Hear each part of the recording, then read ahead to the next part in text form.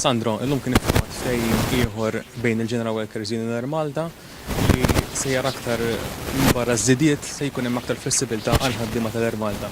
X'inhu l-ewwel kumment tiegħek dan? Mela dal-għodu ħaddiema ta' 7 sezzjonijiet f'dan l-Air Malta.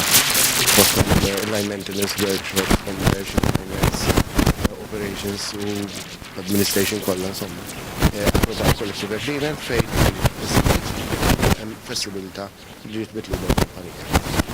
Il-pakket kollu huwa wieħed favorevoli u għandu biex ngħid li 86% tal-ħaddiema jivvutaw favur u għal daqshekk jidher li r-riżultat li ksibna it-tim kollu miegħi tar-rappreżentanti tagħhom għall-ħaddiema kollha kien wieħed sodisfaċenti.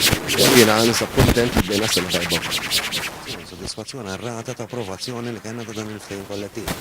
Imma ma kienx biss dan il-ftehim kollettiv, barra dan il-ftehim kollettiv iffirmajna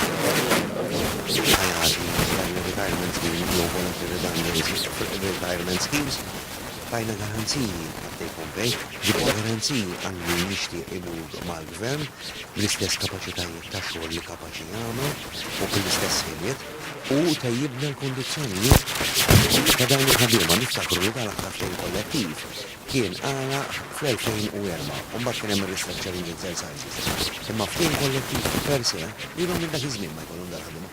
U jien illum sodisfatt li bis-saħħa ta' kull membru tagħna, kull rappreżentant tas-segretarju kollha ħdimna flimkien ban wieħed biex il-ħaddiema membri tagħna għal 5 snin li ġejjin barra li jkollhom serħan time off, ikollhom titjib fil-allowances tagħhom, titjib fl-affarijiet u benefiċċji oħra bħal flessibilità anki biex ikunu jistgħu jaqdu l-ħajja privata tagħhom mal-ħajja lavorattiva tagħhom, flimkien ma' titjib fil-pagi tagħhom.